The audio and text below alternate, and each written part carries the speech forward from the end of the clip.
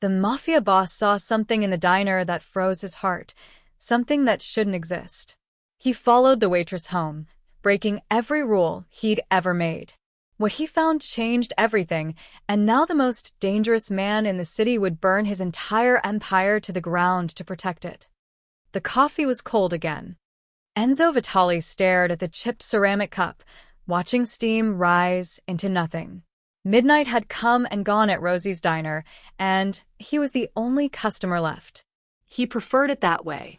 Empty booths meant no witnesses, no small talk, no one stupid enough to recognize him and try something brave. "You want a fresh one, hon?" The waitress appeared beside his table, like a ghost.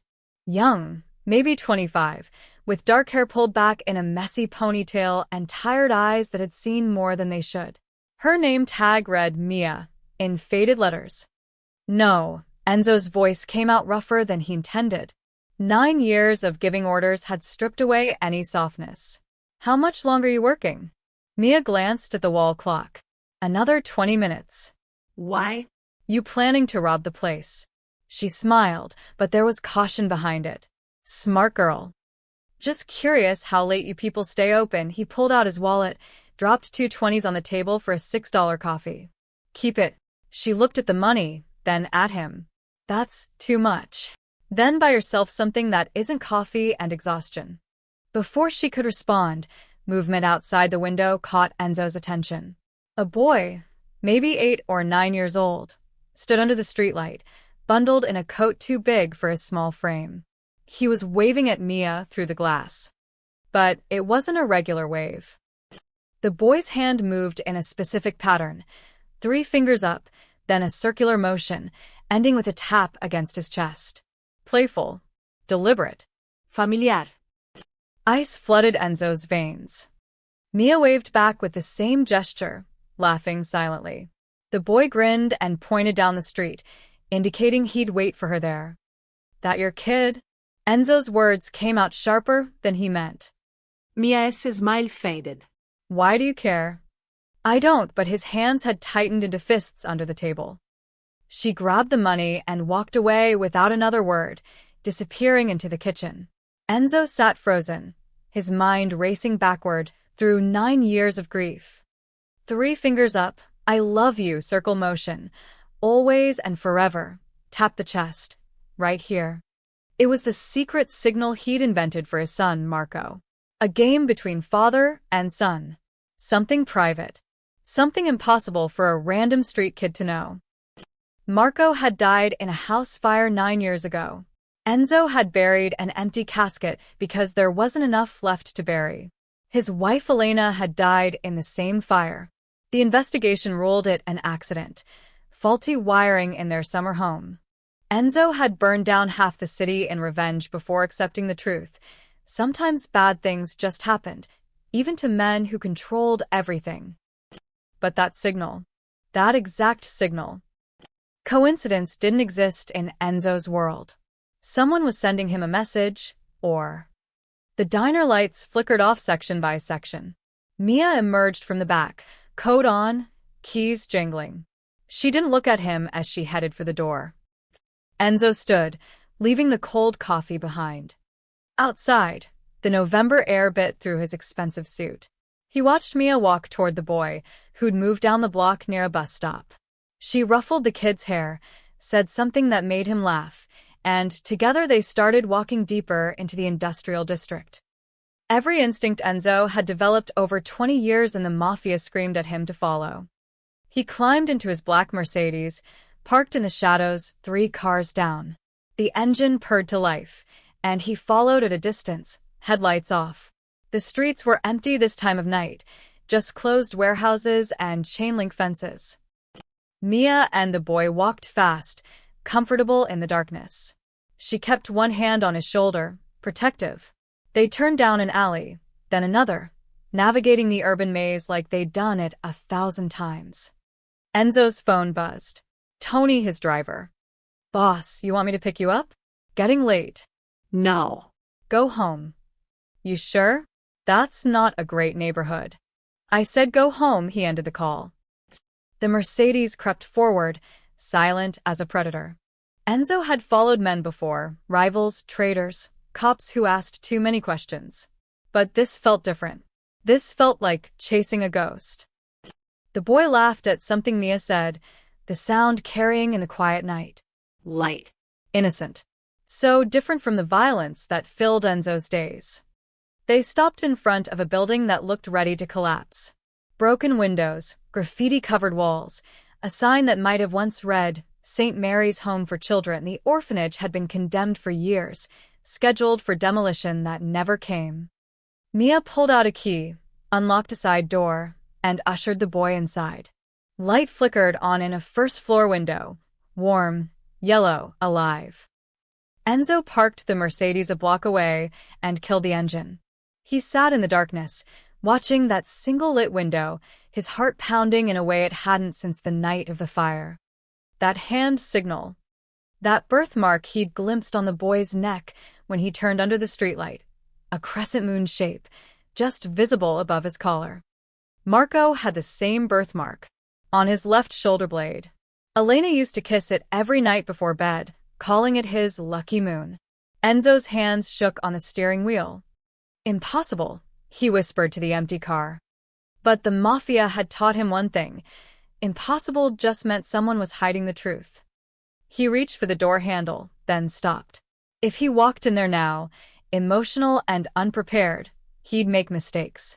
And mistakes got people killed.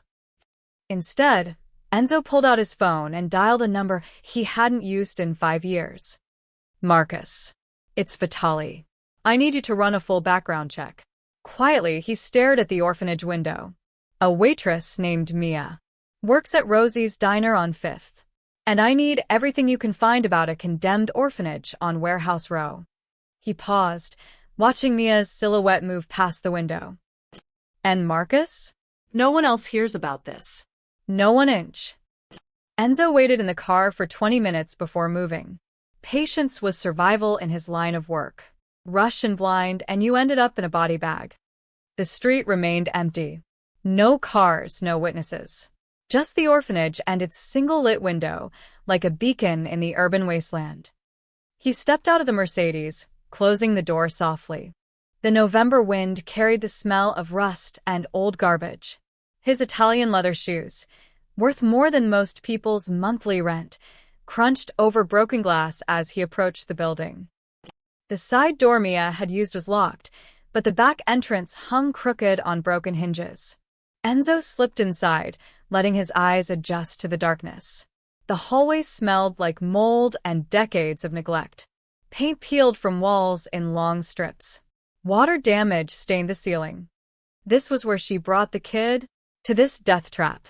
Voices drifted from somewhere ahead, children's laughter, Mia's softer tones. Enzo moved toward the sound, his footsteps silent despite the debris.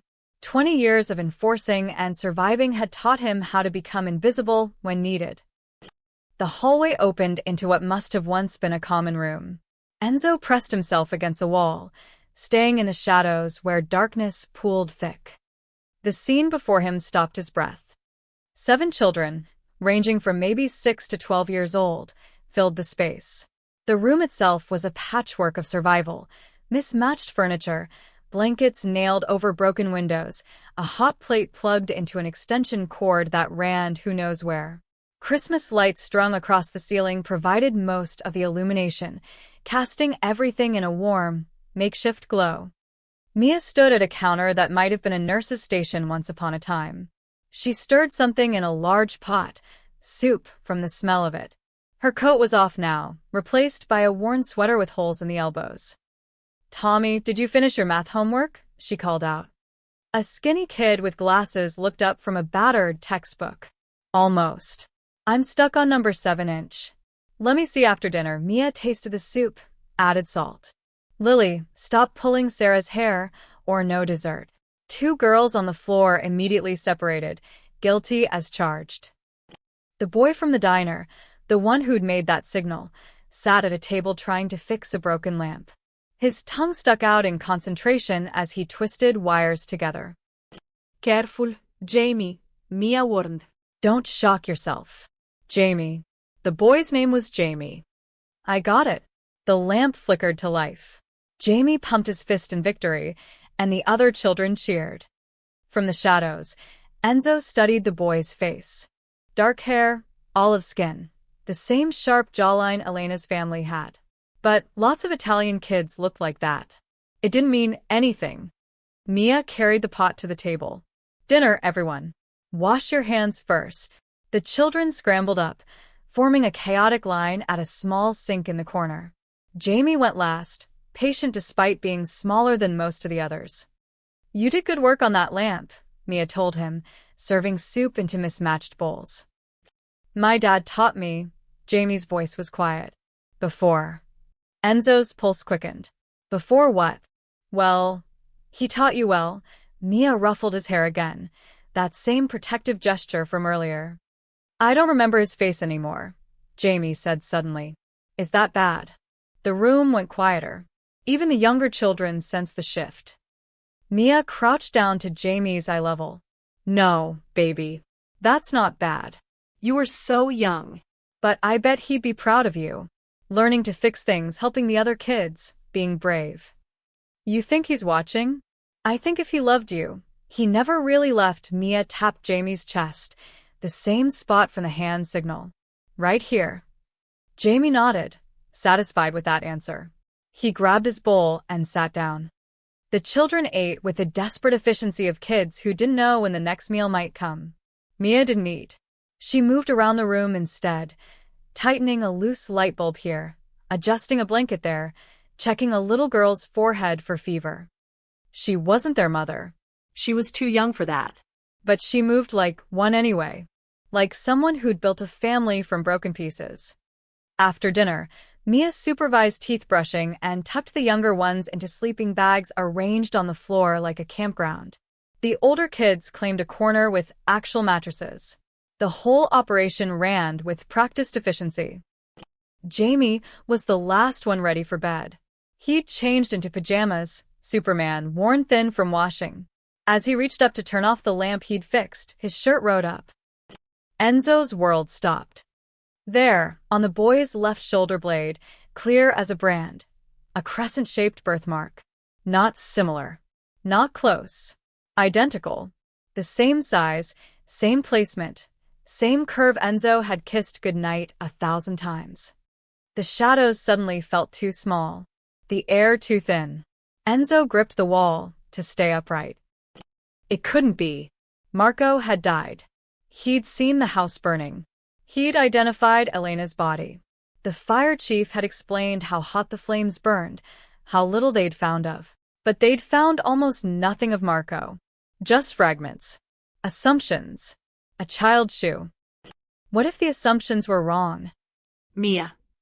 Jamie called softly. "Can you check for monsters?" Mia smiled, walked over, and made a show of looking under his mattress and behind a broken filing cabinet. "All clear. You're safe." "Promise." "Promise." She kissed his forehead. "Sweet dreams, Jamie." The boy, his boy, curled up under a thin blanket, clutching a stuffed rabbit that had seen better days. Enzo backed away slowly, his heart hammering so hard he thought it might crack his ribs. He made it to the hallway, then outside, then to his car before the shaking started. He gripped the steering wheel with both hands, breathing hard.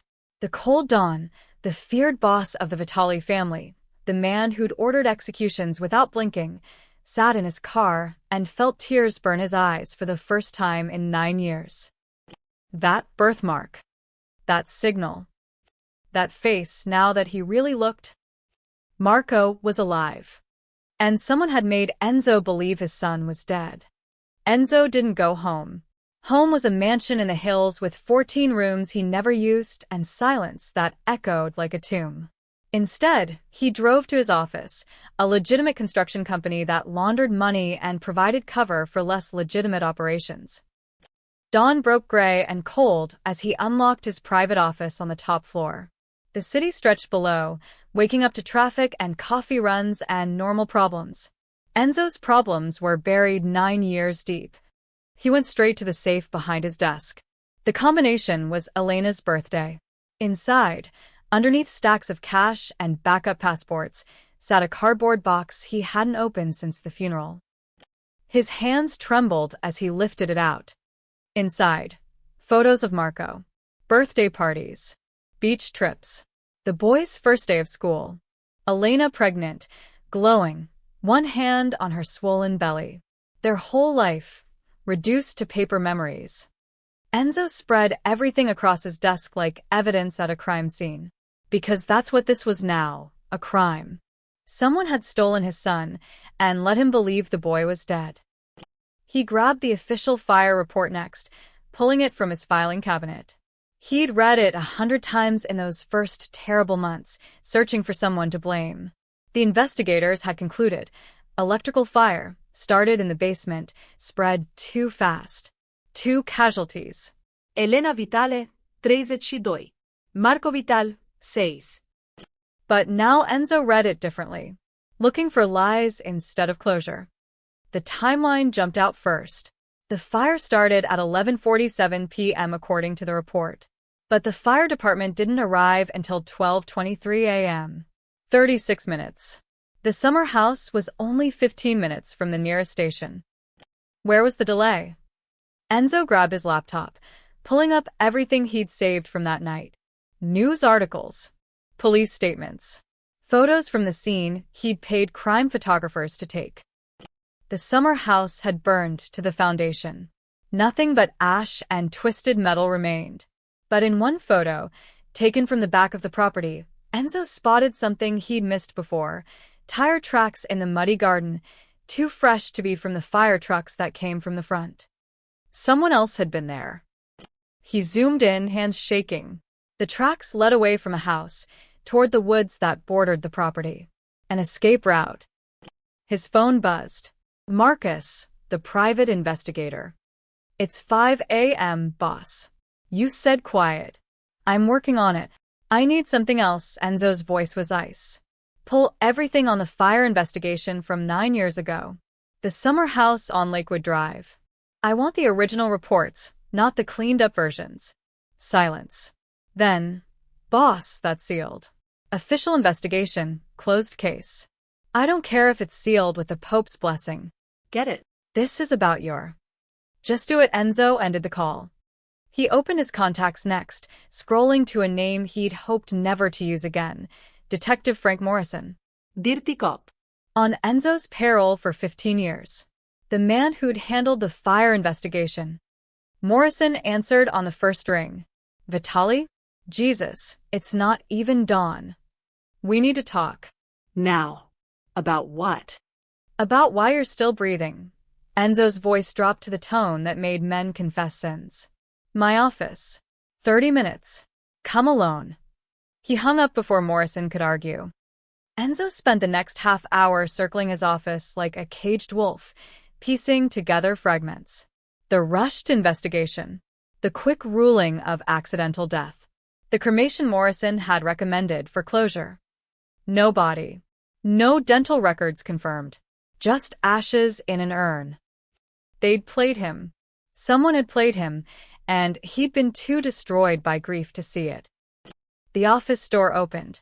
Morrison walked in, looking older and grayer than Enzo remembered. The detective's eyes darted around nervously, the look of a man who knew he was in trouble. Sit. Enzo didn't move from behind his desk. Morrison sat, hands clasped. Boss, if this is about the fire. 9 years ago. My family. The color drained from Morrison's face. That case is closed. Accidental death. We went over. You went over nothing. Enzo slid the fire report across the desk. 36-minute response time to a house 15 minutes away. No dental confirmation on my son's remains. Tire tracks you never investigated. Tell me why. There wasn't enough left to. Tell me why. Enzo's fist slammed the desk. A photo of Marco jumped, landing face up between them. Morrison stared at the picture, sweat beading on his forehead. Jesus, Enzo. I'm sorry. Sorry for what? What did you do? I didn't know. I swear to God, I didn't know what they were planning. Morrison's words came out in a rush. I just got a call that night. A voice I didn't recognize. said the fire investigation needed to be quick and clean. No deep dive. No questions. They said if I cooperated, 20 grand would appear in my account. And you took it. My daughter needed surgery. I was desperate. Morrison's voice cracked. I thought it was just rich people covering up insurance fraud or something. I never thought the body they pulled from your son's bedroom. What about it? Morrison's face went gray. It was already dead when the fire started. Smoke inhalation pattern was wrong. I noticed it during the autopsy, but I was told to ignore it. To just sign off on accidental death for both victims. The room spun. Enzo gripped the desk. You're telling me someone planted a child's body in my house? Let it burn? Let me think my son was dead. I didn't know whose kid it was. I didn't even know if. Morrison stopped, realizing how damning that sounded. I'm sorry. I'm so goddamn sorry. Enzo walked around the desk slowly. Morrison shrank back. The voice on the phone. Who was it? I don't know. It was disguised, electronic. Guess. Someone close to you. Someone who knew your schedule. Knew you'd be in the city that night.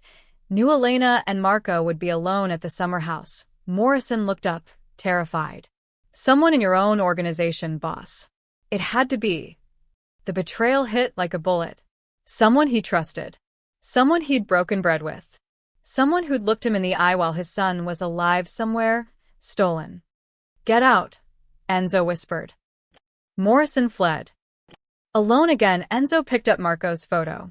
The boy smiled up at him, gap-toothed and innocent. I'm going to find who did this, Enzo promised the picture. And I'm going to make them pay. Enzo didn't sleep. He spent the day making calls, moving pieces on a chessboard only he could see. By the time evening came, he'd positioned two of his most trusted men, Leo and Vincent, in unmarked cars around the orphanage. Watching. Documenting. Making sure no one else knew about the boy. At 11 p.m., he returned to Rosie's diner. The place was busier tonight. A trucker at the counter. Two college kids in a booth, laptops open. And Mia, moving between tables with the same efficient exhaustion he'd seen before. She spotted him immediately. Something flickered in her eyes, recognition, maybe wariness. She grabbed a coffee pot and approached his usual booth. Back again, it wasn't a question. She poured without asking, her movements careful. You must really hate your own kitchen. Something like that. Enzo watched her face. You work every night. Most nights. Tips are better when the bars close. She set the pot down. You want food this time. Or just expensive coffee you won't drink. Smart mouth. He almost smiled. The boy outside last night. Your brother? Mia's expression locked down instantly. The warmth vanished, replaced by something harder. Why do you care? Just making conversation. No, you're not, she crossed her arms. You're asking questions. I've seen enough men like you to know when someone's digging. Men like me? Dangerous ones. She held his gaze without flinching. The kind who show up in expensive suits, throw money around, and ask about kids. So I'll save us both time. I don't know what you want, but you won't find it here. The protective instinct in her voice was genuine. Whatever her connection to Jamie, it wasn't sinister. It was maternal. Relax, Enzo said quietly. I'm not a threat to you or the kid. Every threat says that, but she didn't walk away. What's your deal? You a cop? Social services? Do I look like social services? You look like money and trouble. Usually the same thing. Mia glanced over her shoulder at her other tables. Look, I don't know what you think you saw, but I saw a waitress taking care of a kid who should probably be home in bed. Makes me wonder why he's waiting outside diners at midnight. Mia esse jo tightened. Maybe his home isn't safe. Maybe some of us do what we have to do. You take care of kids? Enzo kept his tone casual, non-threatening. That your family? Your charity work? I help where no one else does. Her answer was clipped, defensive. Is that a crime? Depends on who's asking. Well, you're asking. So who are you? Someone curious. Enzo sipped his coffee. It was terrible, but he didn't complain. That building you went to last night. The condemned orphanage. You living there? Mia's face went pale, then flushed with anger. You followed me? What the hell is wrong with you? I'm concerned. You're a creep, she grabbed the coffee pot. I should call the cops. Go ahead, Enzo pulled out his phone, slid it across the table. Tell them a customer asked you questions. See how far that gets you. They stared at each other. Mia's hands trembled slightly, adrenaline, not fear. She was genuinely ready to fight if needed. Those kids in that building, Enzo said softly. They're not legal, are they? No foster placement, no official guardian. You're hiding them. I'm protecting them, Mia's voice dropped low, fierce. From a system that would separate them, put them with strangers who cash checks and don't give a damn. They're safe with me. In a condemned building with broken windows. Safer than the alternatives. You don't know what some of these kids came from. And the boy? Jamie? Enzo watched her reaction carefully. What's his story? Mia's protective instinct flared hotter. His story is none of your business. He's been through enough without men in suits showing up asking questions. Where'd he come from? I'm done talking to you, Mia turned to leave. I can help, the word surprised even Enzo. Money, resources, protection. We don't need your help, Mia looked back, and her eyes were fierce. Whatever you're looking for, you won't find it with those kids. They deserve to be left alone. To feel safe. So, do yourself a favor and don't come back. She walked away, her posture rigid with anger and fear. Enzo sat in the booth for another hour, watching Mia work. She avoided his section entirely, had another waitress refill his coffee. But he caught her glancing at him repeatedly, assessing the threat level. She was genuinely protecting those children. Not running a scam, not working for enemies, just trying to keep kids safe with whatever resources she could scrape together. It made what he had to do next feel even worse. When Mia's shift ended at 1 a.m., Enzo paid and left through the front door. He walked to his Mercedes, parked in plain sight this time. Let her see him leave. Let her think he was giving up. 2 blocks away, he pulled over and called Leo. She's coming out now, boss, Leo reported from his surveillance spot. Heading toward the orphanage with the kid. Follow them. Close enough to document. Far enough to stay invisible. I want to know if anyone else is watching that building. Any other cars, any suspicious activity. You think someone else knows? I think I need to be sure she's not connected to anyone. Enzo watched his mirrors. Check her background, phone records, bank accounts, known associates. If she's working with rival families or law enforcement, I need to know. And if she's clean, then she's just what she looks like. Someone trying to save kids nobody else wants. Including yours? Enzo's grip tightened on the steering wheel. Especially mine. Which means she's either an accidental saint or the best plant I've ever seen. Find out which. On it, boss. The line went dead. Enzo sat in the dark, watching the diner's lights shut off one by one.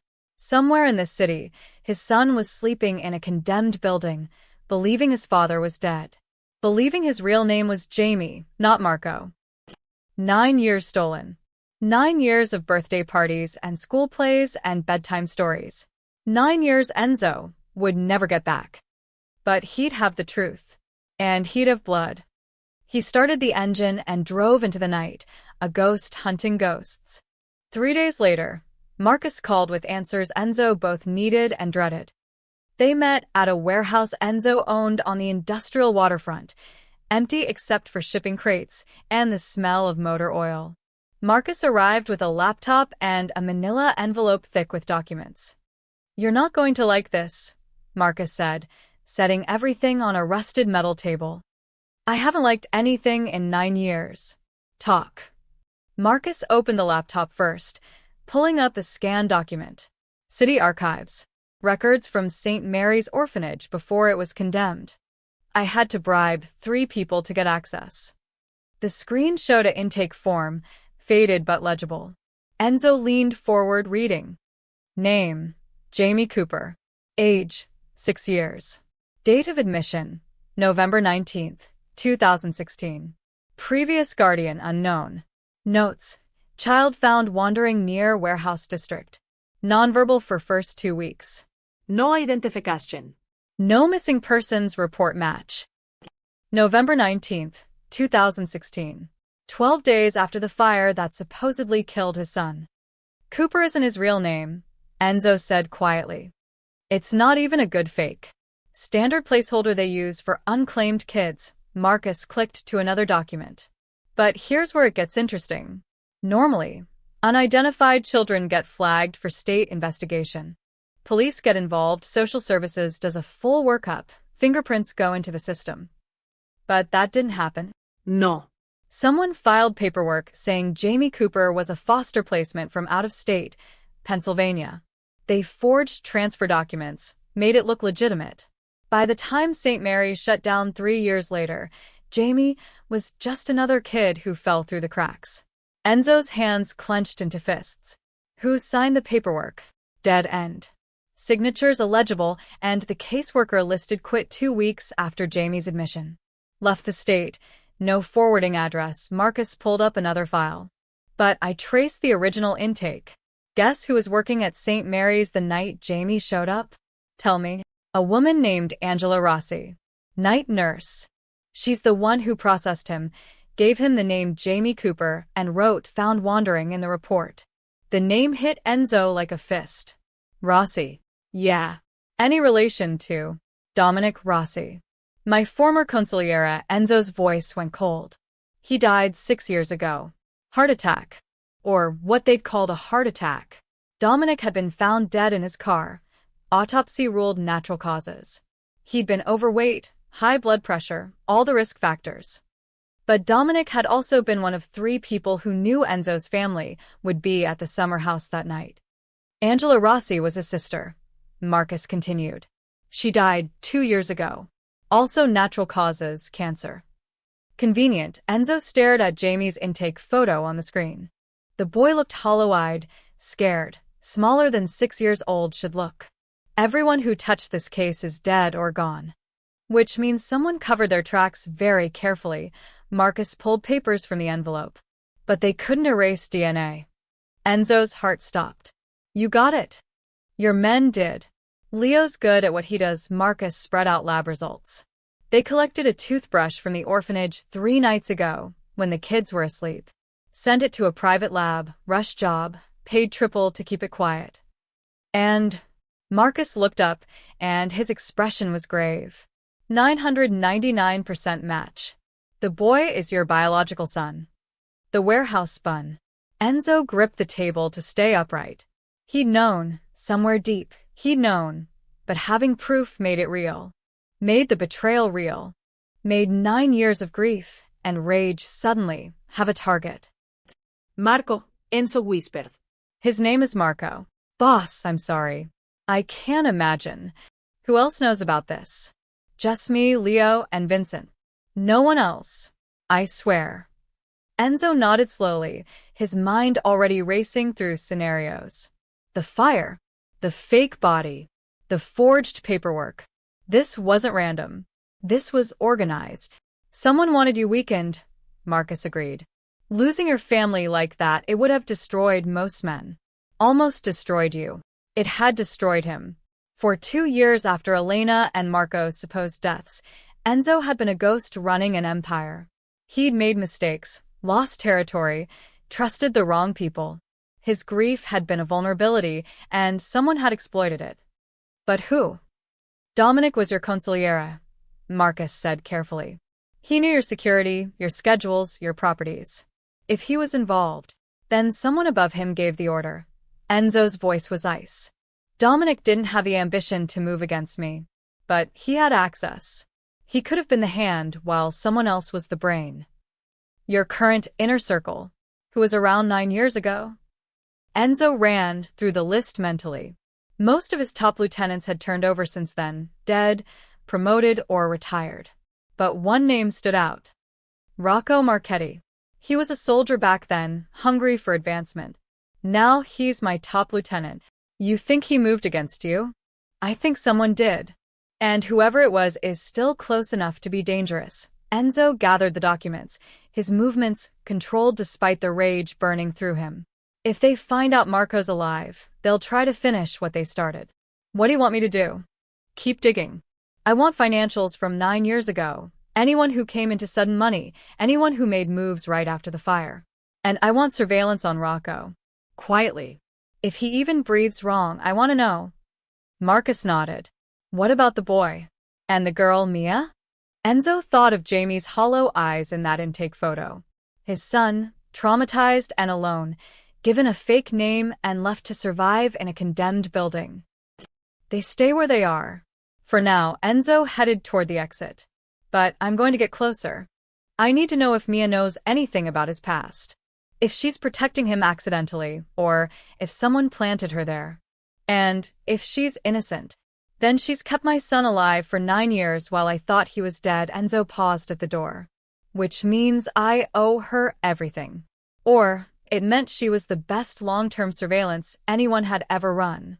Either way, Enzo needed the truth. His son was alive. And someone was going to pay for every single day they'd kept that secret. Enzo showed up at the orphanage on a Saturday afternoon with a briefcase full of cash and a cover story he'd rehearsed a dozen times. The front door was locked, but he could hear children's voices from inside, laughter, shouting, the chaos of kids being kids. He knocked, 3 solid raps that echoed through the condemned building. Footsteps approached. The door cracked open, chain still attached. Mia's face appeared in the gap, and her expression shifted from cautious to alarmed the moment she recognized him. You've got to be kidding me, she started to close the door. Enzo put his hand against it. Not forcing, just stopping. I'm here to help. I told you to stay away. I'm a potential donor. I support children's causes. He kept his voice level, reasonable. I have money, and you clearly need it. 5 minutes of your time. I don't want your money. The kids might feel differently. Enzo gestured at the building behind her. This place is falling apart. I can see water damage from here. When was the last time you had the wiring checked? The heat working properly? Mia S. Joe tightened. He'd hit a nerve. Please, Enzo added, and the word tasted foreign in his mouth. Just let me look around. If you still want me gone after that, I'll leave. She studied him for a long moment, and Enzo could see her weighing options. Pride versus practicality. Protection versus desperation. You touch one of these kids wrong, and I'll kill you myself, she said finally, unhooking the chain. I don't care who you are. Understood. The interior was worse than he'd seen through the window. Exposed wiring ran along walls. The floorboards sagged in places. It was a miracle the city hadn't condemned it twice over, or maybe they had, and Mia just ignored the notices. 7 children were scattered around the common room. The same ones from before. They looked up when Enzo entered, their conversations dying. Kids had good instincts about danger. Jamie sat at the table, coloring in a worn book with crayons that were mostly stubs. He glanced up, met Enzo's eyes briefly, then returned to his drawing. Everyone, this is Mia paused, realizing she didn't know his name. Mr. Vitali, Enzo supplied. I'm interested in helping repair the building. Are you a construction worker? A little girl asked Lily, he remembered. Something like that. We don't need fixing, said Tommy, the boy with glasses. Protective. Smart. We're fine. Tommy, Mia warned gently. She turned to Enzo. You can look around. The kids stay with me. Enzo nodded, setting his briefcase down. He made a show of examining the walls, the ceiling, the ancient electrical panel. But his attention kept drifting to Jamie. The boy had Marco's mannerisms, the way he bit his lower lip when concentrating, how his left hand curled slightly when he drew. Elena had always said Marco was left-handed like her father. What are you drawing? Enzo found himself asking. Jamie looked up, surprised to be addressed directly. A house. Can I see? The boy hesitated, then turned the coloring book. It was a simple drawing, a house with a red door, flowers in front, a sun overhead. The kind every kid draws. It's good, Enzo said, his throat tight. It's where I want to live someday, Jamie's voice was quiet. Somewhere with a yard. And a dog maybe. What kind of dog? A big one. One that protects people, Jamie smiled slightly. Mia says we can't have pets here because the building's not good enough. But someday. Enzo crouched down to eye level, and something passed between them. A flicker of recognition that couldn't exist but somehow did. Blood calling to blood. You seem like a brave kid, Enzo said softly. I'm not really, Jamie looked down. I get scared a lot. Of the dark. Of loud noises. Mia says it's okay to be scared. Mia's right. Being brave doesn't mean not being scared. It means being scared and doing it anyway. Jamie considered this, then nodded. His hand moved unconsciously to his chest, the ending gesture of that signal. A habit, maybe, or a memory his conscious mind had buried but his body remembered. Okay, that's enough. Mia appeared beside them, her presence sharp with warning. She put a hand on Jamie's shoulder. Jamie, go help Lily with her puzzle. The boy obeyed without argument, sliding off his chair. Mia waited until he was across the room before turning to Enzo, her voice low and dangerous. I know what you're doing. What am I doing?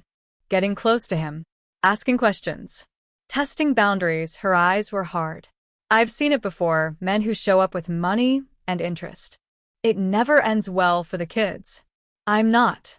I don't care what you are. Mia stepped closer, fearless. Jamie's been through hell. He doesn't remember most of it, thank God, but he still has nightmares. Still flinches at fire alarms. Whatever you want from him, the answer is no. Fire alarms. Enzo's chest tightened. I'm not here to hurt anyone, he said quietly. Then why are you here? Really? Mia's voice dropped to a whisper. Don't give me that donor bullshit. You followed me home, you asked about Jamie specifically, and now you're here talking to him like you know him. So tell me the truth or get out. The truth was impossible. The truth was 9 years of lies and a betrayal so deep Enzo still couldn't see the bottom. The truth was this woman had saved his son's life without knowing it, and Enzo couldn't repay that debt without exposing them all to danger. I lost a son, Enzo said finally. It was the truest thing he could say. A long time ago. Jamie reminds me of him. Something in Mia's expression softened. Just slightly. I'm sorry for your loss. But Jamie isn't a replacement for whatever you're missing. I know. Then you understand why you need to leave. Enzo looked past her at Jamie, who was helping Lily with her puzzle, patient and gentle. His son. Alive. Right there. I want to help, Enzo said.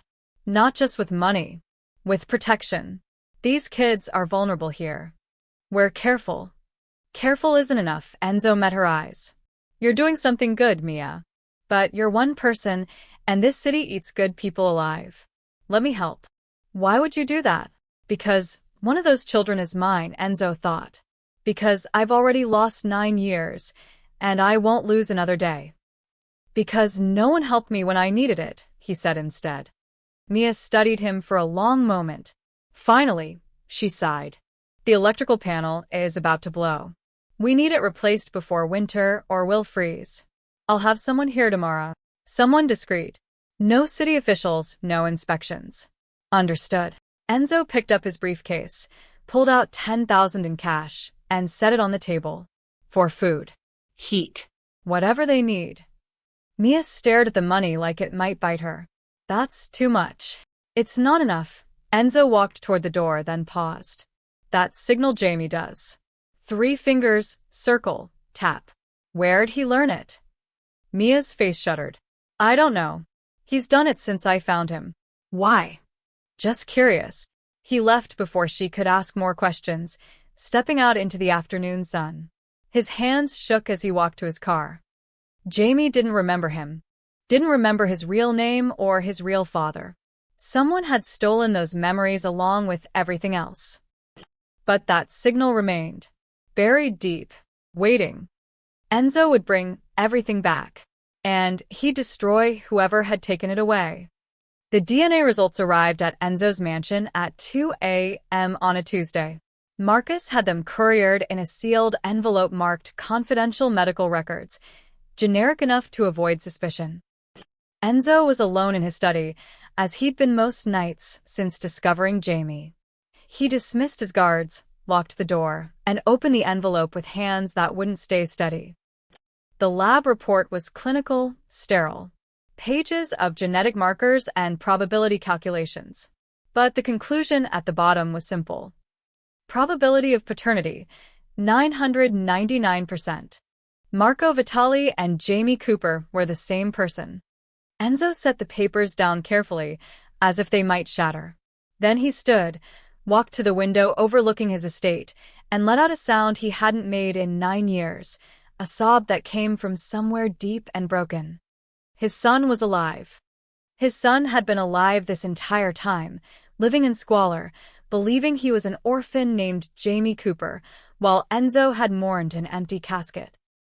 The rage and grief collided in his chest like opposing storms. He wanted to scream, to destroy everything in reach, to find whoever had done this and make them suffer in ways that would make hell look merciful. Instead, he pressed his forehead against the cold window and cried.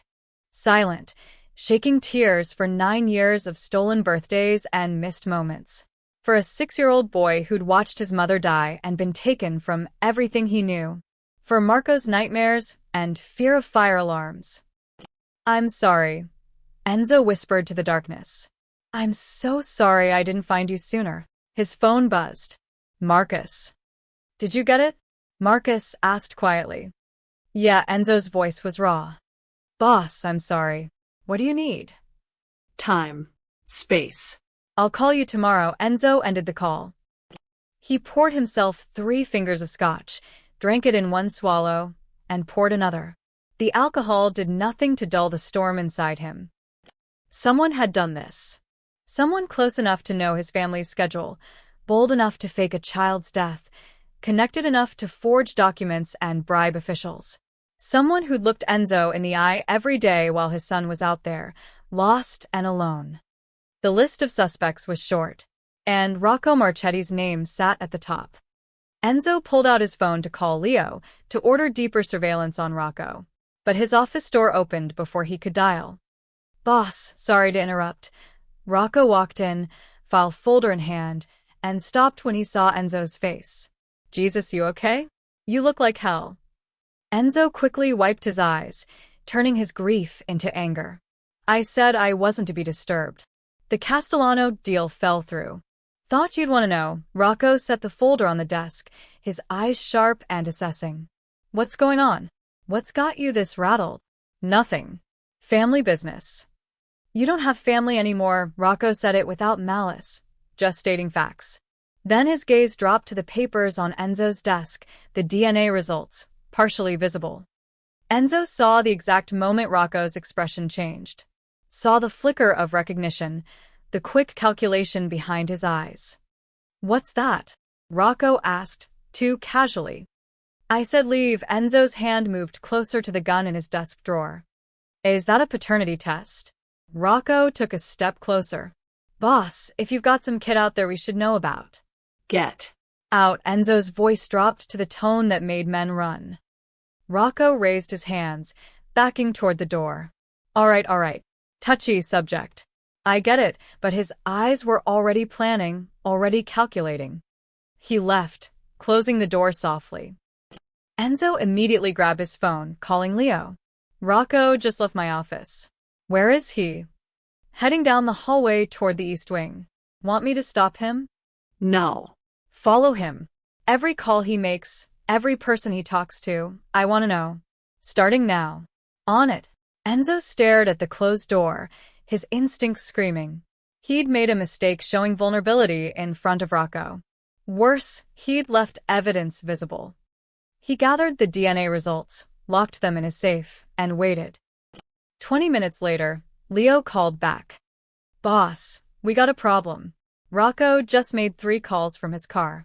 Encrypted line, but we caught fragments. Who'd he call? First call was to someone in the Castellano family. Second was to the Russians. Third, boss, the third was to Tommy Chen's people. The rival families. All 3 of Enzo's biggest competitors, contacted within minutes. What did he say? We only got pieces. Something about Vitali's got a weakness and the boy is leverage, boss. I think he knows about Marco. The world tilted. Enzo gripped the desk. He couldn't have seen enough. Doesn't matter what he saw. He suspects something, and that's enough. Leo's voice was urgent. If he's reaching out to rivals, he's making a move. He's either trying to take over or sell you out. Or both. Rocco was ambitious, had been since he was a soldier. Enzo had promoted him because he was ruthless and effective. Now those same qualities made him dangerous. Where is he now? Still driving. Heading toward the waterfront. Should I bring him in? Enzo wanted to say yes. Wanted to drag Rocco into a basement and make him confess everything. But if Rocco had already spread the information, killing him would only confirm its importance. Let him run. Keep following. I need to know everyone he contacts. Enzo's mind raced through scenarios. And get men to the orphanage. Now. Unmarked cars. Concealed positions. If anyone goes near those kids, they won't get close. I promise. Enzo hung up and immediately called Marcus. We're out of time. Rocco knows something about Marco. He's already contacted the rival families. Jesus. What do you want to do? Move the boy. Tonight. Before anyone. His phone buzzed with an incoming call from Leo. Enzo answered. Boss, we got movement. 3 cars just turned onto Warehouse Row. Castellano's people. They're heading straight for the orphanage. No. Not yet. Not before he could. Stop them, Enzo barked. I don't care how. Stop them now. We're moving. But boss, we're outnumbered. We need backup. Enzo was already running for the door, grabbing his gun from the desk. I'm on my way. Keep those kids safe. He burst out of his study, shouting orders to his guards. The house erupted into controlled chaos, men grabbing weapons, cars starting in the driveway. But Enzo knew the truth that chilled his blood. The orphanage was 15 minutes away. 15 minutes was a lifetime in a firefight. And Marco, his son who didn't even know his real name, was caught in the middle. Enzo's men reached the orphanage first. By the time he arrived, Leo had 4 armed men positioned around the building's perimeter, concealed in the shadows with eyes on every approach. Any movement? Enzo demanded, climbing out of his car. Not yet. The Castellano cars circled the block twice, then backed off. They're watching from a distance. Leo pointed to a van parked 3 blocks down. They know we're here now. Good. Let them watch. Enzo stared up at the orphanage. Lights were on in the common room. Through the window, he could see Mia moving around, oblivious to the danger circling. How many men can you spare? I've got 6 more coming. Be here in 10 minutes. Put them on rotation. 24-hour surveillance. No one gets within a block of this building without us knowing. Boss, we can't maintain this forever. Eventually. I know. Enzo's jaw tightened. Just buy me time to move them somewhere safe. He didn't go inside. Didn't trust himself not to grab Marco and run.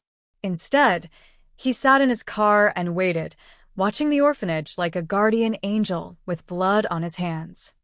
Dawn came cold and gray.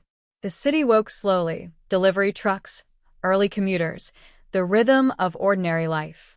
Inside the orphanage, lights brightened as the children stirred. Enzo watched through binoculars as Mia made breakfast. The kids gathered around the table, sleepy and rumpled. Marco, Jamie, sat between Tommy and Lily, laughing at something one of them said. Normal. Safe. Completely unaware of the predators circling. Boss, we got a problem. Leo's voice crackled through Enzo's earpiece. 3 vehicles approaching from the east. Moving fast. Enzo's blood went cold. The Castellanos? Can't tell yet. Wait. For men per vehicle. Armed. This is a hit squad. Light them up before they reach the building. Boss, it's broad daylight. Civilians on the street. I don't care. Keep them away from those kids. But the cars moved too fast. They screeched to a stop in front of the orphanage, doors flying open. 12 men poured out, weapons drawn, pistols mostly, 1 shotgun Enzo could see. Engaging. Leo's voice was sharp with urgency. Gunfire erupted. Enzo's men opened fire from their positions, dropping 2 of the attackers immediately. But the others made it to the orphanage door, kicking it open. Inside, Enzo heard screaming. Children's screams. He was out of the car and running before conscious thought caught up. His gun was in his hand, safety off. Behind him, tires squealed as more of his men arrived. The orphanage's interior had transformed into chaos. The children were running, panicked. Mia stood in front of them like a lioness, a broken chair leg in her hands. "Get back," she screamed at the gunman. "They're just kids." A Castellano soldier grabbed her arm. She swung the chair leg, connecting with his jaw. He stumbled back, cursing. "Feisty bitch," another man raised his gun at her. Mia dove, pulling a fire alarm on the wall. The shrill sound filled the building, bells clanging, lights flashing. Then she was moving, herding children toward the back of the common room. Basement. Go, go, go. She practically threw the smaller ones toward a door hidden behind a filing cabinet. Tommy helped, pushing kids through. Jamie stood frozen, staring at the armed men with wide, terrified eyes. "Jamie, move." Mia grabbed his hand, yanking him toward the basement door. "Where's the boy?" one of the gunmen shouted. "Vitali's kid. Where is he?" They knew. They knew Marco was here. Enzo burst through the front door, his gun already firing. He dropped the nearest Castellano soldier, with 2 shots to the chest. Leo and his men poured in behind him, and suddenly the orphanage was a war zone. Mia shoved Jamie through the basement door, then turned back. Lily was still in the common room, cowering under the table, too scared to move. "Lily." Mia ran back. A gunman appeared in her path, weapon raised. Mia didn't hesitate. She threw herself at him, clawing and biting like a wild thing. The gun went off, the bullet punching into the ceiling. Enzo shot the man before he could fire again. The soldier dropped, and Mia stumbled backward, eyes wide with shock. "Get the kids out," Enzo shouted at her. She stared at him, this man in an expensive suit, killing people in her home, and something broke in her expression. Fear. Betrayal. Understanding. "You did this," she whispered. Get "The kids out." Another gunman came through the side door. Vincent intercepted him, and they went down in a brutal hand-to-hand struggle. Furniture shattered. Windows broke. Mia grabbed Lily and ran for the basement. Enzo covered her, firing at anything that moved. His men were efficient, trained. The Castellano soldiers were street thugs, outmatched and outgunned. In 90 seconds, it was over. 6 attackers dead, 3 wounded and fleeing. Enzo's men pursued them into the street, finishing the job. The fire alarm still shrieked. Smoke from gunfire hazed the air. The orphanage looked like a bomb had hit it. Furniture destroyed, walls pocked with bullet holes, blood on the floor. Enzo stood in the middle of the carnage, breathing hard, his gun still raised. From the basement he heard crying, children crying. Mia emerged first, her face pale with fury. Behind her, 7 terrified kids huddled together. Marco clung to Tommy's hand, tears streaming down his face. "You bastard," Mia's voice shook. "You brought them here. You did this." "I saved you," Enzo said quietly. "You endangered them. These kids, these innocent kids," her voice broke. "There are bodies. There's blood. They saw everything." She was right. Enzo had brought death to the only safe place these children knew. His presence had painted a target on their backs. "I'm sorry," he said, and meant it. Sorry? Mia laughed, a sound on the edge of hysteria. "Sorry doesn't fix this. Sorry doesn't erase what they just saw." Sirens wailed in the distance. Someone had called the cops. "We need to leave," Leo urged. Now. Enzo looked at Marco, at his son, terrified and traumatized again. The boy didn't recognize him as anything but a stranger with a gun. "Come with me," Enzo said to Mia. "All of you. I have a place safe, secure." "Are you insane?" Mia pulled the children closer. You just turned our home into a battlefield, and you want us to trust you? Those men will come back. With more. You can't protect them alone. I was doing fine until you showed up. You were surviving on borrowed time. Enzo holstered his gun. I can keep them safe. But you have to trust me. Trust you. Mia's eyes blazed. I don't even know who you are. The sirens grew louder. Enzo's men were already disappearing, professional ghosts. My name is Enzo Vitali, he said. And one of these children belongs to me. The mansion sat on 5 acres behind iron gates and security cameras that tracked every sparrow. Enzo's men swept the property twice before allowing the cars through. By the time they arrived, it was mid-morning, and the children were silent with exhaustion and shock. Mia hadn't spoken to Enzo during the entire drive. She sat in the back of the SUV, arms around Jamie and Lily, staring out the window with hollow eyes. The other children followed in a second vehicle, guarded by Leo and Vincent. When they pulled up to the mansion's entrance, marble steps, fountain in the circular drive, architecture that screamed wealth and power, Mia finally spoke. This is where you live. Her voice was flat, emotionless. While those kids were sleeping in a condemned building. It's complicated, Enzo said. No. It's simple. You're rich and they're poor and you didn't care until yesterday. She climbed out before he could respond, helping the children from the vehicle. They stared at the mansion with wide eyes, overwhelmed by the opulence. Jamie held Mia's hand tightly, his other hand gripping his stuffed rabbit. Inside, Enzo's housekeeper, Maria, a grandmother who'd worked for him for 15 years, took over with practiced efficiency. She led the children to guest rooms, promised hot food and clean clothes, spoke to them in soothing tones that gradually eased their panic. Miss Mia, you come too, Maria said gently. You need rest. I'm not leaving them, Mia's grip on Jamie tightened. They'll be safe here. I promise, Maria's eyes were kind but firm. The little ones need baths and proper sleep. You can help, yes. Reluctantly, Mia allowed herself to be herded upstairs with the children. But she looked back at Enzo with an expression that promised this conversation wasn't over.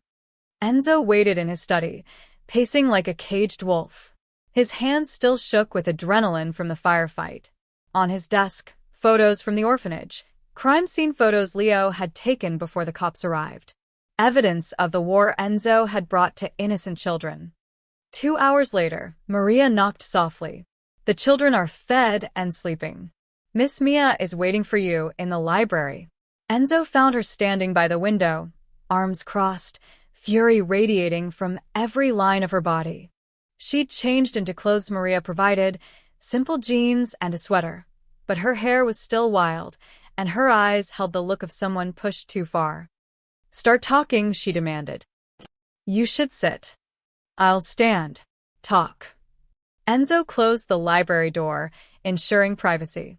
The men who attacked the orphanage were sent by a rival family. They were looking for a specific child. Which child? Jamie. Mia's face went white. Why? He's just a kid. He's nobody. He's not nobody, Enzo's voice was rough. He's my son. The words hung in the air like smoke. Mia stared at him, processing, rejecting, processing again. That's insane, she whispered. 9 years ago, my family died in a fire. My wife and my 6-year-old son, Marco. Or that's what I was told. Enzo pulled out his phone, showing her photos, Marco as a baby, as a toddler, at age 6. The resemblance to Jamie was undeniable. Someone faked his death, gave him a new identity, left him in that orphanage to rot. Mia's hands trembled. Jamie's been with me for 7 years. I found him at St. Mary's when I was 18, volunteering. He was this lost little boy who wouldn't talk, wouldn't eat. Her voice cracked. I practically raised him. And you saved his life doing it. You can't just show up and claim him. Anger flooded back, protective and fierce. You have photos and a story, but that doesn't make you his father. Not where it counts. I have DNA results. 999% match. He's mine. He's not property. Mia stepped closer, fearless despite Enzo's size and reputation. You can't own a child. You don't get to reclaim him like lost luggage. I'm not trying to. Then what are you doing? Because from where I'm standing, you've destroyed his home, terrified him and the other kids, and dragged us into your world of guns and violence. Some father. The accusation hit like a physical blow. Enzo absorbed it, knowing she was right. Knowing he'd done exactly what she said. I want to protect him, he said quietly. That's all I want. By keeping him here? In your fortress? Surrounded by armed guards and enemies. Mia's laugh was bitter. This isn't protection. This is a different kind of prison. A knock at the door interrupted them. Maria's voice came softly. Mr. Vitali? The little boy is asking for Miss Mia. He's frightened. Mia moved immediately toward the door. Enzo followed. Jamie stood in the hallway, his rabbit clutched to his chest, tears on his cheeks. I woke up and you weren't there. I thought they took you. Oh, baby, Mia dropped to her knees, pulling him into her arms. I'm right here. I'm not going anywhere. Jamie buried his face in her shoulder, his small body shaking. Over his head, Mia glared at Enzo with an expression that said, see, this is what matters. Enzo stood frozen, watching his son cling to another person for comfort. Watching Marco, Jamie, find safety in someone else's arms. The boy didn't even glance at him. To Jamie, Enzo was just a dangerous stranger who'd brought nightmares into his life. The truth carved itself into Enzo's chest. He was blood, but he was nothing else. A father in genetics only. 9 years too late to be anything more. I'm scared, Jamie whispered into Mia's shoulder. I know, but you're safe now. Promise. I promise, Mia stood, lifting Jamie, too old to be carried but needing it anyway. She looked at Enzo, and her eyes were hard. We're leaving. Tomorrow. All of us. You can't keep us here. Those men will come back, Enzo said. Not just Castellano's people. Others. Once word spreads that I have an heir, every enemy I've made will target him. Then maybe you should have thought about that before telling anyone. Mia's voice rose. Before bringing your war to innocent kids. I didn't tell anyone. Someone betrayed me. Someone in my own organization. Enzo's hands clenched. And until I find out who, Jamie Marco, isn't safe anywhere. His name is Jamie. Mia's voice was steel. And he's not yours to claim. You abandoned him. I thought he was dead. Well, he wasn't. He was scared and alone and traumatized, and I was the one who helped him. I was the one who held him through nightmares. I was the one who taught him he could be safe again. Tears ran down her face now. You don't get to show up with money and guards and take him away from the only person who's loved him for 7 years. Jamie stirred in her arms. Mia? Why are you crying? She wiped her eyes quickly. I'm okay, baby. The boy finally looked at Enzo, really looked at him. Are you bad? The question was simple. The answer was complicated. No, Enzo said softly. I'm trying to keep you safe. From what? From the world I built. From the enemies I made. From the consequences of my choices. From people who want to hurt you, Enzo said instead. Jamie considered this. Mia keeps me safe. I know she does. Then why are you here? Because you're my son. Because I love you even though you don't remember me. Because I've spent 9 years mourning you, and now that you're alive, I won't let anyone take you again. Because Mia needs help, Enzo said. And I'm going to make sure both of you stay safe. You promise? The word lodged in Enzo's throat. He'd made promises before, to Elena, to Marco, promises he'd failed to keep. I promise, he said anyway. Jamie nodded slowly, then turned back to Mia. Can we go back to bed now? Yeah, baby. Let's go. She carried him back upstairs without another word to Enzo, leaving him alone in the hallway with the weight of everything he'd lost and everything he still might lose. Blood wasn't enough. DNA wasn't enough. Marco, Jamie, belonged to Mia in every way that mattered. And Enzo had run out of time to change that. The attack came at 3 a.m. Enzo was in his study, exhausted but unable to sleep, when the security alarm screamed to life. Not the perimeter alarm, the internal one. Someone had breached the mansion itself. He grabbed his gun, moving toward the hallway. Leo's voice crackled through his earpiece. "Boss, we got hostiles inside. East Wing. They came through the..." Gunfire cut him off. Enzo ran toward the guest wing, where the children slept. His mind calculated rapidly. 12 guards on duty, mansion layout memorized, but if someone had breached internal security, they had inside help. He rounded a corner and nearly collided with Vincent, bleeding from a shoulder wound. "It's Rocco," Vincent gasped. "He brought 10 men. They're heading for the kid." Everything clicked into place. The leaked information. The Castellano attack. The perfect timing. Rocco hadn't just overheard about Marco. He'd been planning this move for 9 years. "Where is he?" Underground garage. He grabbed the boy and the girl, took them down through the service entrance. Ice flooded Enzo's veins. "Get back up. Now." He didn't wait for Vincent's response. The underground garage was 3 levels down, accessible only through the mansion's old service elevator, a remnant from when the estate had full staff. If Rocco had Jamie and Mia down there, he had them trapped. Or he was using them as bait. Enzo took the stairs, moving fast and quiet. 2 of Rocco's men guarded the stairwell entrance. Enzo shot them both before they could raise their weapons, not breaking stride. The garage was a cavern of concrete and shadows, lit by fluorescent strips that buzzed overhead. 30 cars sat in neat rows, Enzo's collection, everything from vintage Ferraris to armored SUVs. At the far end, Rocco stood beside a black van, gun pressed to Mia's head. Jamie was in the van. Enzo could see him through the window, conscious, terrified, hands tied.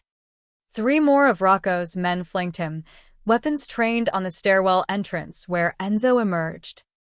"There he is." Rocco smiled, the expression wolfish. "The great Enzo Vitali, come to save his lost boy." "Let them go." Enzo's gun was steady, aimed at Rocco's center mass. "This is between us." "It's been between us for 9 years, boss. You just didn't know it." Rocco's grip tightened on Mia, who stood rigid with fear. "Drop the gun, or I paint the walls with her brain." Enzo calculated angles, odds, possibilities. 3 armed men, Rocco with a hostage, 30 feet of open space. Even if he was fast, Mia would die. He lowered his gun slowly, setting it on the ground. "Kick it away." Enzo obeyed. "Good. Now walk forward. Hands where I can see them." Enzo moved into the open, exposed and weaponless. Rocco's men shifted to cover him from multiple angles. Professional positioning. They'd planned this carefully. "You know," Rocco said conversationally, "I almost had everything 9 years ago. Your wife dead, your son dead, you falling apart. The family was mine for the taking. But you were too stubborn, too strong. You rebuilt when you should have crumbled. You killed Elena." The words came out flat, emotionless. Inside, Enzo was calculating how many steps to Rocco, how fast he could move. "I killed a liability. She made you soft, made you think about legacy instead of power." Rocco shrugged. The boy was supposed to die in the fire too. But Dominic got soft at the last minute. I couldn't stomach killing a kid directly. So he had his sister take Marco, dump him at an orphanage, let the system erase him. Why keep him alive at all? Insurance. Leverage if I ever needed it. Rocco's smile widened. And look, turns out I did. The mighty Enzo Vitali, brought to his knees by a brat who doesn't even remember him. In the van, Jamie was crying silently. Enzo could see his small face pressed against the window, watching. "You framed the Castellanos for the fire," Enzo said, keeping Rocco talking while his eyes tracked every detail, security camera positions, car placements, his men's locations. Easy. A few planted clues, a convenient witness who escaped. You went to war with them. weakened both families, and I consolidated power while you were distracted." Rocco laughed. "It was beautiful. Would have been perfect if you'd actually died in one of those firefights. But I didn't. No. You survived. Got stronger. Became untouchable." Rocco's expression darkened. "Until yesterday when you got sloppy. Left DNA evidence lying around. Started getting emotional. I knew if the boy was alive, you'd be vulnerable again. So you leaked his existence to the rivals. To everyone. Castellano, the Russians, the Chinese, even some ambitious captains in our own family." Rocco's eyes glittered. "By tomorrow, every family in the Northeast will know Enzo Vitali has a secret heir. A weakness. A target." Mia whimpered as Rocco pressed the gun harder against her temple. "And when you're dead, killed trying to protect your precious son, I'll step in. Take over the family. Tell everyone the boy died with you. Clean ending." "You won't make it out of this garage," Enzo said quietly. No. Rocco gestured to his men. "I've got guns. I've got hostages. I've got—" Enzo moved. 20 years of violence had taught him exactly how fast he could cross 30 feet. How to read a man's trigger finger, the tension in shoulders before someone fired. Rocco was talking, confident, distracted by his own monologue. Amateur mistake. Enzo was on him before Rocco could process the movement. He grabbed the gun, twisting it away from Mia's head. Rocco fired. The bullet went into the ceiling. Then Enzo's fist connected with Rocco's throat, crushing his windpipe. Gunfire erupted. Enzo felt a bullet graze his arm as he drove Rocco into the van, using the man's body as a shield. Rocco's men were shooting, but they hesitated, afraid to hit their boss. That hesitation cost them. Leo and his men poured in from the service entrance, flanking Rocco's soldiers. The garage became a killing ground. Enzo didn't watch. He focused on Rocco, who was choking, dying slowly from the crushed windpipe. "You took 9 years," Enzo whispered in his ear. 9 years of my son's life. I should make you suffer for decades." Rocco's eyes bulged, pleading. "But I don't have time for that." Enzo pulled a knife from his belt, the same knife he'd carried since he was a soldier. "This is for Elena. For Marco. For every day you let me believe they were gone." He drove the blade up under Rocco's ribs, straight into his heart. Quick. Clean. Merciful in a way Rocco didn't deserve. Rocco died with hatred in his eyes. The gunfire stopped. Rocco's men were down, dead or surrendering. Leo approached carefully. "Boss, you're hit." Enzo looked down. Blood soaked his sleeve, but the wound was shallow. I've fine. "Get the boy." Leo pulled open the van door. Jamie was hyperventilating, his small body shaking violently. Mia climbed in beside him, gathering him close despite her own shock. Enzo stood over Rocco's body, breathing hard. 9 years of mystery solved. The betrayer found and killed. But Rocco's last words echoed. By tomorrow, every family in the Northeast will know. The secret was out.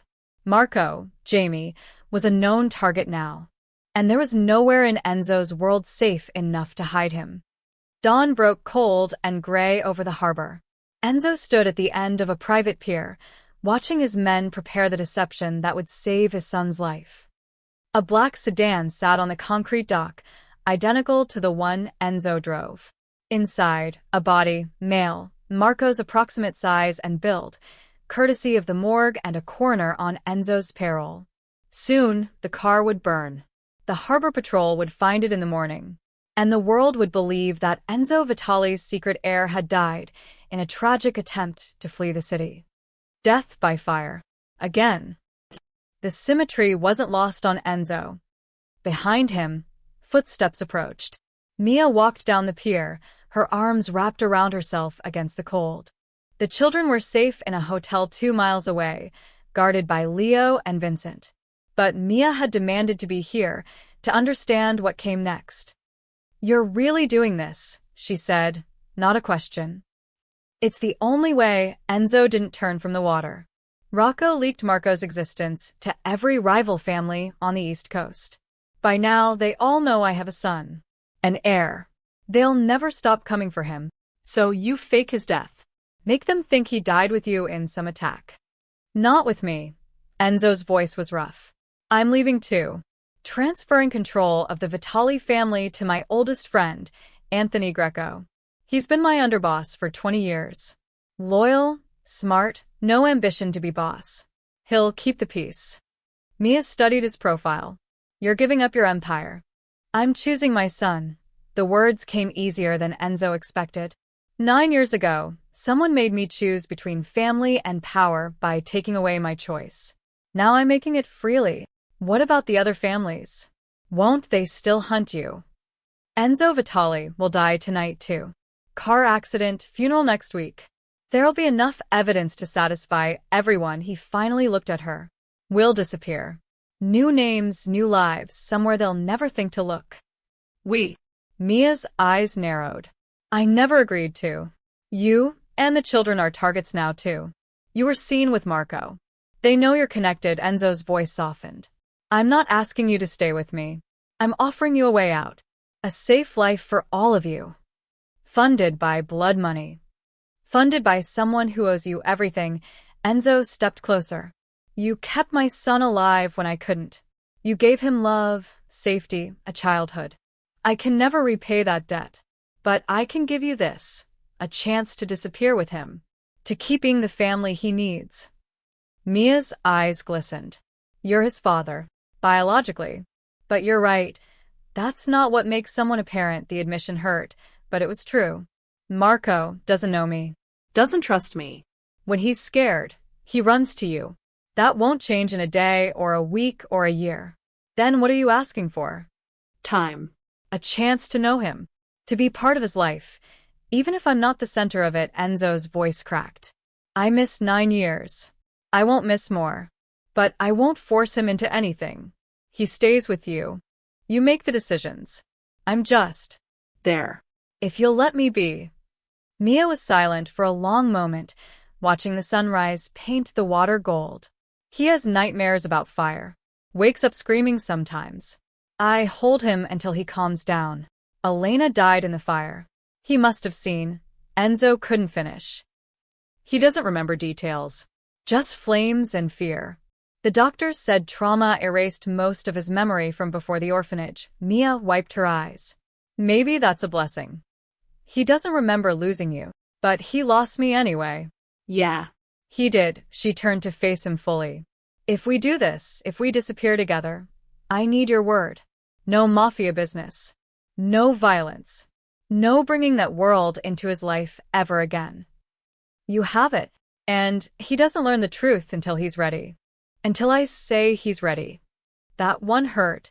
The thought of his son not knowing who he really was, not knowing Enzo was his father. But what good would the truth do right now? The boy was traumatized, scared, clinging to the only stability he had. Agreed, Enzo said. And the other kids come with us. All of them. I won't abandon Tommy, Lily, Sarah, any of them. I've already arranged it. New identities for everyone, a house large enough for 8 kids and 2 adults. School registrations, medical records, everything needed to start over. Mia stared at him. You've been planning this since last night. Since the moment I realized the truth was out, Enzo looked back at the sedan waiting to burn. I've built an empire on violence and fear. I've done things that would horrify you. But I won't let my son pay for my sins. Not anymore. Where would we go? Montana. Small town, mostly ranchers and farmers. I bought a property there years ago under a shell company, a contingency plan I never thought I'd use. It's remote, quiet, safe. The kind of place where people mind their own business. You'd go from being a mafia boss to what? A rancher? I'd go from being alone to having a son. Enzo's voice was quiet. Everything else is just details. The eastern sky brightened, and Enzo's men moved to their positions. One doused the sedan in gasoline. Another checked the body positioning. Professionals making death look accidental. Light it, Enzo ordered. A match flared. The car erupted in flames, black smoke billowing into the dawn. Enzo watched his son die for the second time, this time by his own hand, this time to save him. "It's done," he said quietly. Mia slipped her hand into his, the first voluntary touch between them. Her fingers were cold, trembling slightly. "Don't make me regret this," she whispered. "I won't. I promise." Together, they watched the car burn, the flames reflecting in the dark water. Behind them, the city woke to news that would spread by noon. Enzo Vitali's secret son, dead in a tragic fire. The great Don retiring in grief, transferring power, stepping back from the empire he'd built.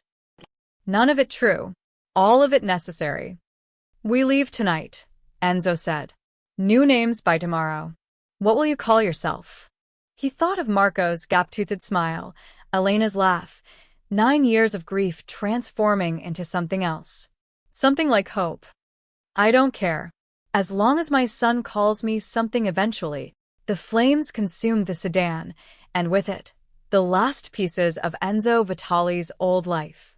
What rose from the ashes would be something new. Something worth saving. The Montana sky stretched endless and blue, unmarred by the gray haze of city pollution. Enzo, now called David Carter, stood in the yard of their ranch house, hammer in hand, fixing the fence that separated their property from open grassland. 6 weeks had passed since they'd left the city. 6 weeks of silence broken only by wind, distant cattle, and children's laughter. 6 weeks of learning that peace was louder than he'd expected. The house sat on 40 acres, surrounded by mountains that turned purple at sunset. It was old but sturdy, 3 bedrooms upstairs for the kids, 2 downstairs for the adults. A kitchen large enough for 8 hungry children. A living room with a fireplace that burned wood instead of memories. Mia, now Sarah Carter, his supposed wife on paper, had transformed the space. Curtains in the windows, photos on the walls, a vegetable garden sprouting in the back. She moved through the house like she was erasing the orphanage from existence, replacing survival with actual living. The children adapted faster than Enzo expected. Tommy was enrolled in the local high school, already making friends. Lily had discovered horses at a neighbor's ranch and talked about them constantly. The younger ones attended elementary school in town, returning each day with stories about teachers and recess and normalcy. And Jamie Marco, still called himself Jamie, still called Mia. Mia still looked at Enzo with cautious uncertainty, like he was a puzzle the boy couldn't quite solve. "David," Mia called from the porch. She'd taken to the fake name easily, correcting Enzo whenever he slipped.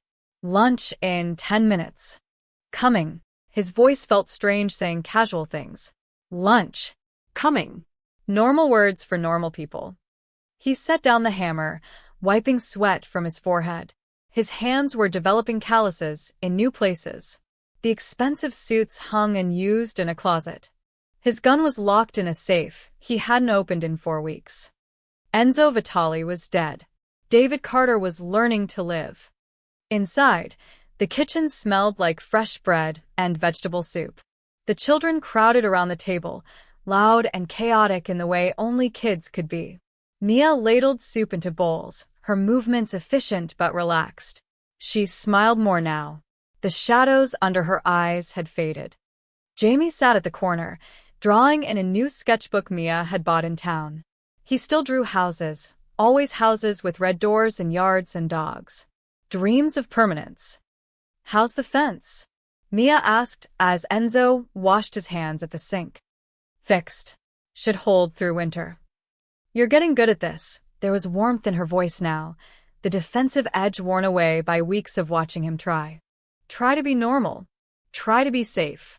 Try to be someone these kids could trust." "I'm learning." He dried his hands on a towel embroidered with roosters. Everything here was so deliberately domestic it sometimes made him ache. After lunch, the older kids did homework at the table while the younger ones played outside. Jamie asked if he could help with the fence, and Enzo's heart nearly stopped. "You sure?" he asked carefully. "It's pretty boring work." "I want to learn." Jamie grabbed his jacket. Mia says everyone should know how to fix things. They worked side by side in companionable silence. Enzo showed him how to hammer nails straight, how to test wood for rot, how to measure twice and cut once. Jamie listened intently, his small face serious with concentration. "You're good at this," Jamie said after a while. "Building stuff. I used to build different things," Enzo caught himself. "In my old job." "What kind of job?" "Running a criminal empire. Ordering executions. Breaking laws and breaking people." "Management," Enzo said instead. "Stressful. I like this better." "Me too," Jamie smiled slightly. "I like it here. It's quiet." "Is that good or bad?" "Good." The orphanage was quiet, but it was scared quiet.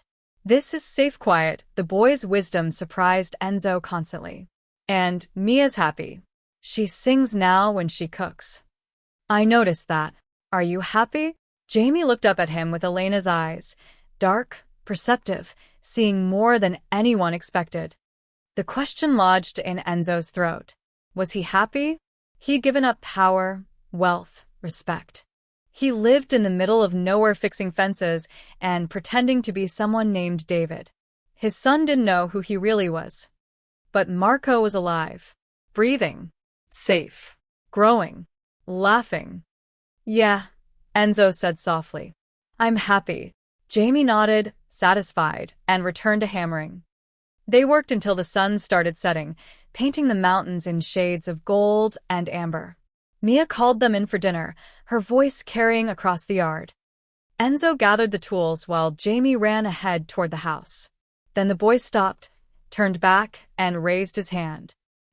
3 fingers up. Circle motion. Tap against his chest. "I love you. Always and forever. Right here." The signal. The one Enzo had invented 9 years ago for a son who'd forgotten him. The one that had led him back to Marco against impossible odds. The one buried so deep in muscle memory that not even trauma could erase it completely. Time froze. Enzo stood with a hammer in his hand, staring at his son, unable to breathe. Jamie smiled, uncertain, testing, hoping, and repeated the gesture. Enzo's face cracked into a smile. Not the cold smirk of the dawn. Not the professional mask he'd worn for 20 years. A real smile, genuine and unguarded, reaching all the way to his eyes. He raised his hand and returned the signal. 3 fingers. Circle. Top. Jamie's smile widened into a grin, pure joy unfiltered, and he ran toward the house, leaving Enzo alone in the yard with tools and sunset and a heart that felt too full for his chest. Inside, through the lit windows, he could see his family. Mia setting the table. Children passing plates. Lily laughing at something Tommy said. A life he hadn't earned but had been given anyway. The empire had burned. Enzo Vitali had died in flames by the harbor. But here, in this moment, David Carter was reborn. And for the first time in 9 years, Enzo Vitali, the ghost, the father, the man, felt something close to peace. He picked up his tools and walked toward the light. Toward home,